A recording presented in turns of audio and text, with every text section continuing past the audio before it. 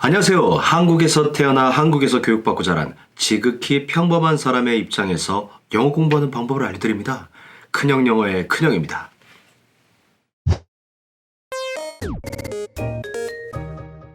오늘부터는 그동안 정들었던 품사를 떠나보내고 본격적으로 팔품사들을 하나씩 두드려서 정복해 보도록 하겠습니다. 이번 시간은 그 첫 시간 명사에 대해 알아보도록 하겠습니다. 자, 본격적인 강의에 들어가기에 앞서서 여러분들께 재미있는 옛날 이야기 하나 들려드리겠습니다. 목소리가 좋으니 눈 감고 들으셔도 됩니다. 잠시 귀 기울여주세요. 옛날 아주 오랜 옛날 세상에는 이름이 없었습니다. 레알? 네, 레알.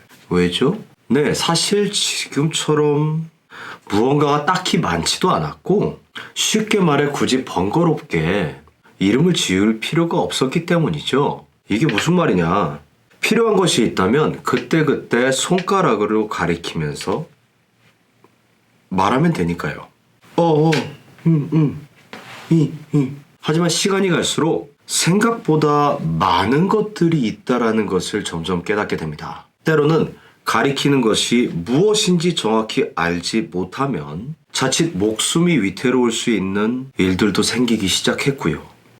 결국 이러한 상황들은 그들에게 생존의 문제로 심각하게 다가왔고, 그렇기 때문에 많은 사람들이 에서 구분해야 할 필요를 느끼게 되었던 것입니다. 그렇게 그들은 보이는 것들에 대한 특징들을 붙여가면서 사물에 이름을 짓기 시작했고요. 이렇게 지어진 이름들을 아주 잘 활용하면서 그들과 그들의 후손들은 보다 안전하고 자기가 원하는 것을 명확하게 가져가면서 누리면서 살 수 있는 환경을 만들고 또 살아갈 수 있게 되었습니다. 끝. 어떤가요? 손가락으로 가리키면서 생활을 하다가 어느덧 생존의 문제로 어쩔 수 없이 시작하게 된 이름 짓기. 이렇게 무언가와 구별을 위해서 만들어진 이름들을 우리는 명사라고 합니다. 이름명, 말씀사, 명사. 이것이 바로 명사가 태어나게 된 이유입니다.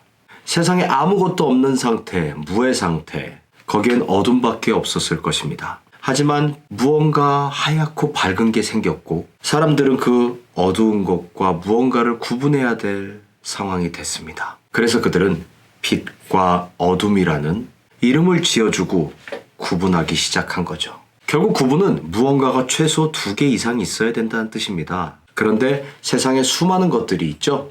그래서 우리는 많은 구분을 해야 하게 했고, 그래서 이름을 짓게 되었던 것입니다. 이런 이름들을 모아서 우리는 명사라고 하는 것이고요.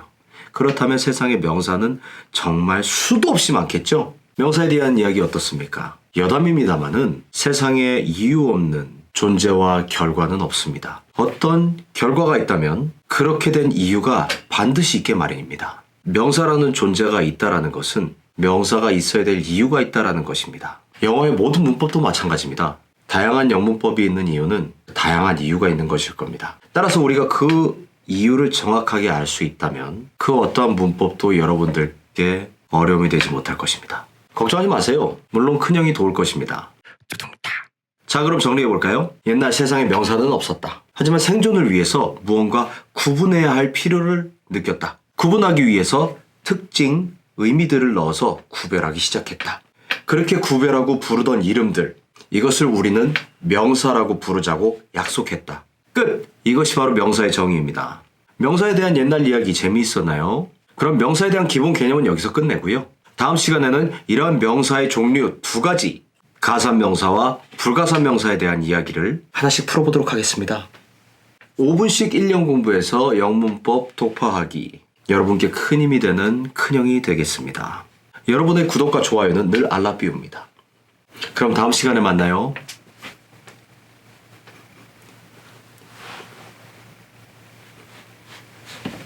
끝.